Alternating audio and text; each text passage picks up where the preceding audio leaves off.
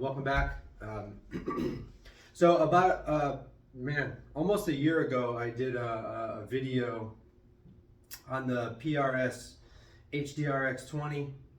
You could find that. I've only got the one video, I believe, so you can go back and find it. And I had, somebody had messaged me and was asking, because I had used the Three Monkeys cab in that video. It's in the thumbnail, and somebody had asked me if I had the head, and I do have the matching head, the sock monkey, the 18 watt Three Monkeys sock monkey. And I wanted to go through and do a quick video, or as quick as possible, quick video on the sock monkey and talk about it a little bit, because there are a handful of videos on it on YouTube, but I feel like there's not a whole lot of discussion about how people are using the amp. I mean, I'm sure you could find some stuff in some forums, but yeah, so I mean, I'm not going to go through every sound, and I might switch a guitar out here. I clearly don't do like professional videos. I'm not a content creator. I don't have I'm just using my cell phone. So hopefully it sounds okay. It'll get the point across. I always tell myself that I'm going to make a more professional quality video and try to get a camera and try to set up an interface in the computer and stuff. But I mean, I don't know how you guys do it. You know, I got kids running. I don't just have a setup that's always ready to go and turn on when I want to film something. So, and then life gets in the way, and then you lose the use of one eye or whatever. And then, you know, it just took a little bit longer than expected. So we'll jump right into it, talk about some sounds, maybe some pros and cons of the sock monkey. I know they made a couple different versions. There's a 18 watt combo, and I believe there was a 12 watt, if I remember correctly. I've never played one of those. I've seen them in some shops, but I knew the 12 watt combo wasn't going to be useful for my needs, or as useful anyway. So when I saw this, I had to grab it. I'm just going straight into the amp. 96 Les Paul Classic, Burstbucker Pro pickups, I believe, are in this. I can't remember what was in this. I believe they're Burstbucker Pros though. And then I might switch over to my PRS in a little bit. I don't have a guitar with like a single coil, one that's ready to go, like a true single coil guitar, but that one has the coil split, so maybe we'll do some single coil-ish sounds with the PRS. So there's 4 knobs on the sock monkey. I'm not going to go into all the detail about the history of the amp or the history of Three Monkeys. If you're watching the video, I'm sure most of you probably know what Three Monkeys is. If not, then the internet is one tab away. Open another tab, do a little Googling, and it should come up. They do not make amplifiers anymore. I can't remember when they stopped. They had already stopped by the time I bought this. I was actually a long journey with Three Monkeys for me. I had played a couple amps that I really loved, actually 3 amps. But I just, at the time when I played them, the timing wasn't right for being able to purchase them. So I missed out. One was the Three Monkeys Virgil, which is a 30 watt thing that they did, which was absolutely fantastic. There's not a lot of those out there. And I actually was like ready, like a week after I played it, ready to go get it. And of course somebody had already bought it. So you snooze, you lose. I believe the other one I played was an Orangutan, which is also about 30-35 watts. That's a great amp as well. It didn't have, the one I played, I don't believe had a master volume, so it wasn't going to work really for what I was doing, but it sounded fantastic. And then I played like a one-off build that they had made that just happened to be at a local guitar center. That was, I believe, like a 75 watt. That's what I remember. I messaged them and asked them if they remember like what the specs were on it, and I can't remember which guy at Three Monkeys got back to me, but it was I am still hunting that amp down to this day. I want to find that thing. Somebody ended up, I lost out on that one too, but so the Three Monkeys sock monkey 18 watt. They consider it sort of a cross between Vox AC15 and a 18 watt Marshall. It has kind of its own flavor, but it gets you in the realm of those things. It's not a particularly clean amp. You can get some clean-ish tones out of it, especially with single coils.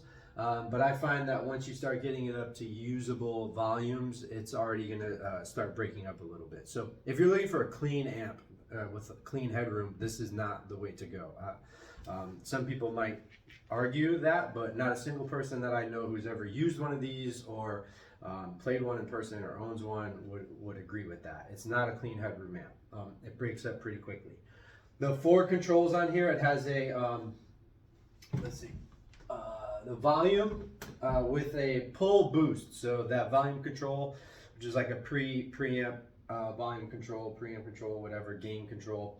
You can pull it and get an extra gain boost. I'm not 100% sure on the circuitry of that. The next one is the treble and then bass. So just the treble and bass for the tone. That's all you have. And then the master volume. I have the master volume all the way down right now. It's getting a little noisy. I've been beating it up lately. I've played it live a bunch recently in rehearsals, so I think it probably needs like a new preamp tube or something. But it still sounds pretty good. It's just a little on the noisy side. When I start playing, I'm gonna get the master volume up to noon, so all the knobs will be at noon. The tone and the bass, I rarely ever stray from like 11 o'clock to 1 o'clock. They're usually in there somewhere, not too far off. I'm going to keep it at noon for now. And then I will play with some different, again, not every single tone, but some different flavors of maybe clean it up a little bit and get the preamp volume down, turn up the master a little. You see how the difference between the pull boost and some of the power tube distortion. So with all knobs at noon, it's already pretty crunchy. I'll have the bridge pickup all the way on 10, and the neck pickup I'll roll back to about 2.5, so you can hear how it maybe cleans up a little bit.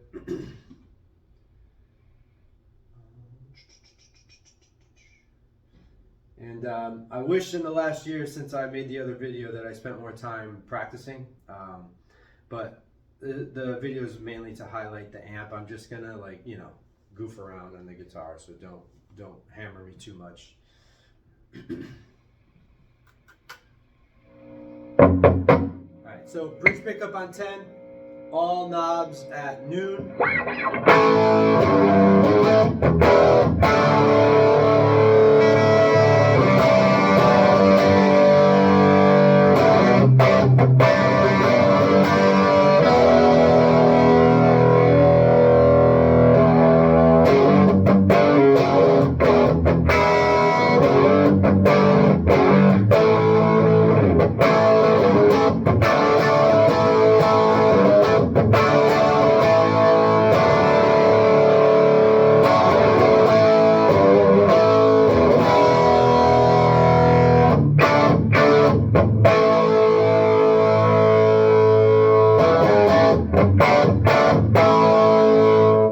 So that's a really good usable gain sound. Sorry. I like that. I tend to have the preamp a little bit higher, and with the pull boost on, you'll see in a little bit. I don't typically play super clean. I like to use my volume knob to roll back a little bit and clean it up. But also, I don't. Even then, I tend to not prefer like a pristine clean tone. I like a little bit of edge on the note. So I'll go up to the neck pickup. It's about on 2.5.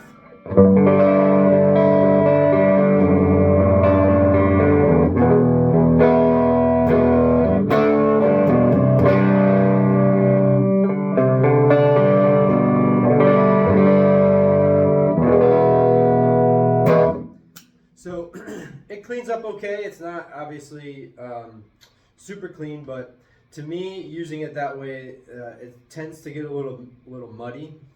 Maybe it's just the Burstbucker neck pickup, but I usually don't have that issue. But with this amp at these settings, when I roll back that neck pickup. It tends to get a little bit too dark, and I tend to like a darker tone over a brighter tone. So again, that might suit you, it might not. I'm gonna back the master down a little bit, maybe to about 9 o'clock, and I'm gonna turn the preamp up to about 2 o'clock, and I'm gonna do I'll pull up the boost, and we'll start there, and maybe I'll turn the master up in a minute, but.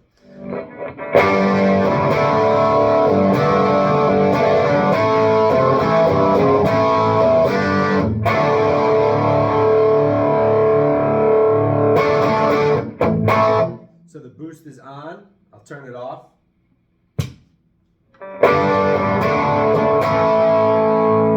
On.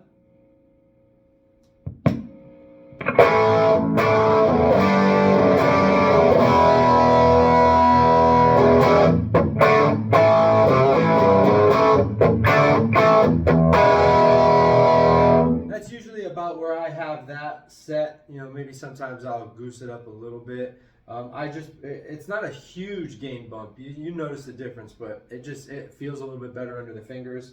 And I'm going to bring the master up to about 11 o'clock.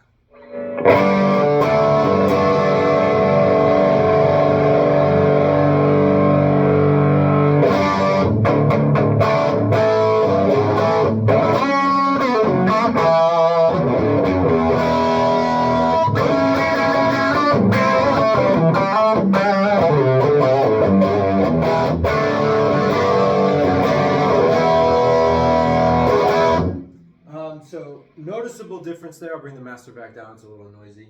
But that is typically where I use that live.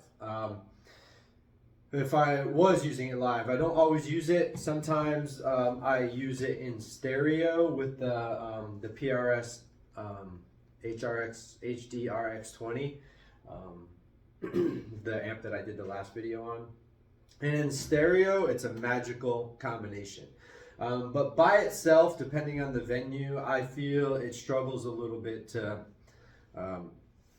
be heard. It's a little underpowered if you're playing live. Of course, if you've got a big, powerful PA, you can pretty much use almost anything nowadays in a decent-sized venue with a good PA. But we have 2 guitars, bass, relatively loud drummer, and pretty loud rock band playing a lot of hard rock, classic rock covers and stuff. And the tone of the amp is perfect for that. But sometimes, I felt like I struggled to be heard a little bit. But in stereo with the PRS amp, fantastic. Maybe I'll do a video on that someday. And I remember in my last video, I promised I would maybe showcase the PRS and this one at like a rehearsal or a gig. But honestly, I tried to film it and it just didn't sound good. Like the room didn't sound good, and it didn't highlight how the full setup really sounds. So, and I didn't want to post that video. I just think it wouldn't have done it justice. So if you guys have any recommendations for like filming at like a rehearsal and getting video and audio, or at a gig, relatively cheap but decent audio quality, let me know like what you guys do. Do you use a single mic in like one side of the room or the middle of the room, like right in front of it? Like I wanted it to be in the context of the band mix as well, and I have I don't have like a full live recording setup for the full band. So if you guys have any suggestions for how maybe that would be what would be the best way to do that, I'm open to them. Let me switch over to the PRS really quick.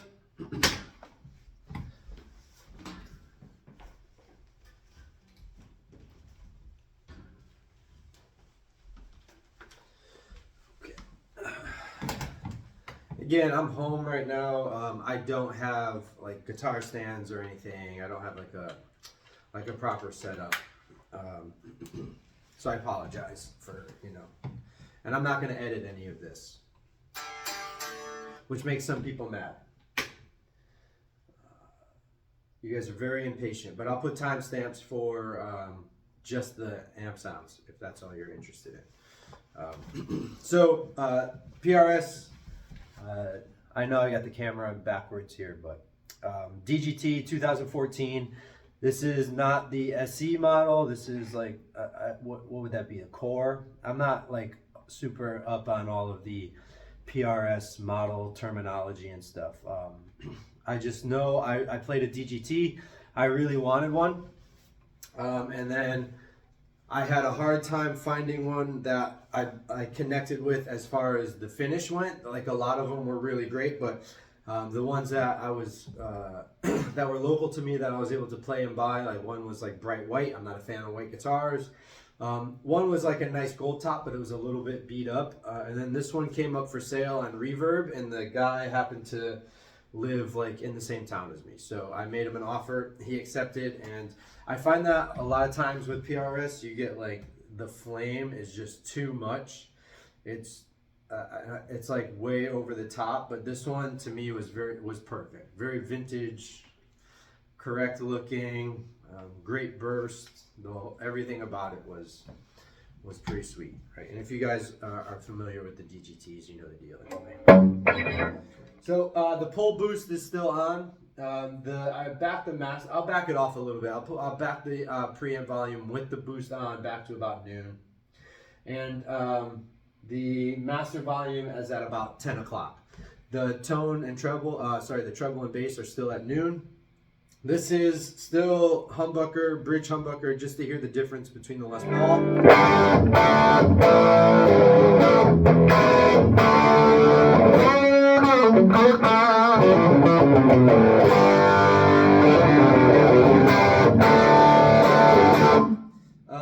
I'll split the pickups.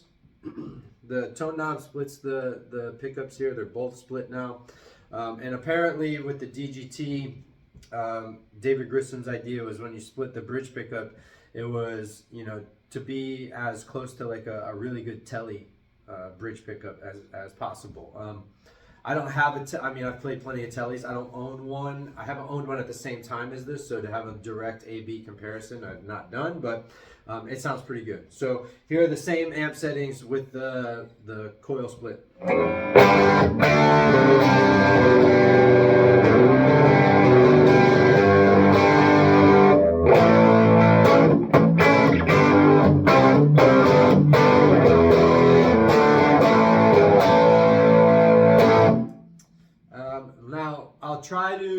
I'll go to the neck pickup in a second. I'm gonna take the pull boost off. I'll turn the preamp volume down quite a bit, maybe at about 9 o'clock. And I'll turn the master up a little. This is still on the bridge.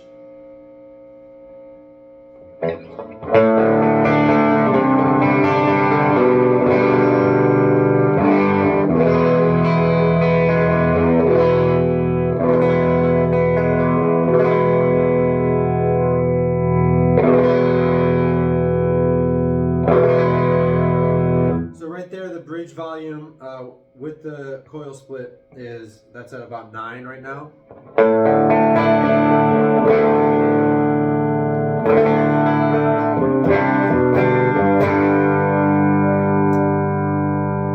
Go to the neck pickup.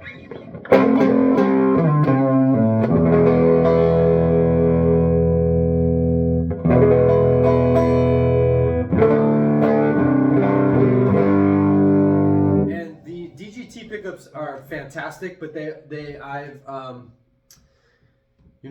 a common thing that you hear about them is that they are a little bit darker. So it does get a little bit heavy in the low end. So it can get a little bit flubby, especially with the 112 cab, which has a 25 watt Celestion Greenback in it, which is how I purchased it. Neck volume is rolled down to about 8 right now. I'm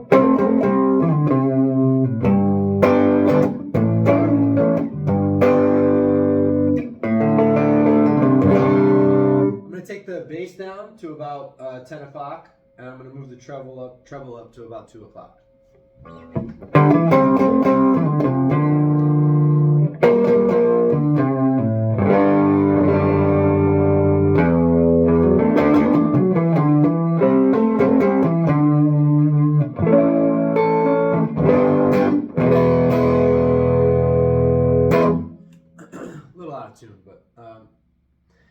The tonal variations, you know, they're not super drastic.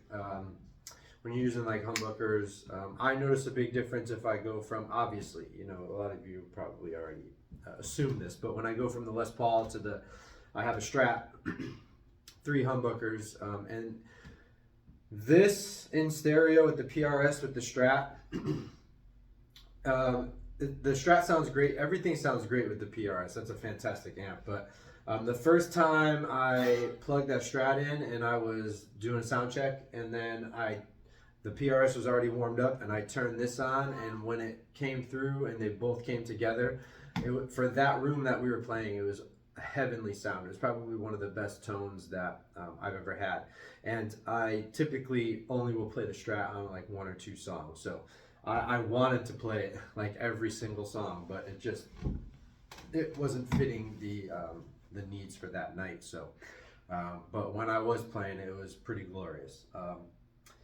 Yeah, so that's pretty much it. You know, again, I'm not good at these video things. As long as if you guys feel that you got a kind of a sense for how the amp works or how it sounds, again, just from the phone camera, it's not professional, but maybe someday we'll get there. But if you guys have any questions, obviously ask them in the comments. I'll do my best to respond. If I feel it needs a video response, I will do one, but don't count on it being like super timely, unfortunately. All right, thanks guys, bye.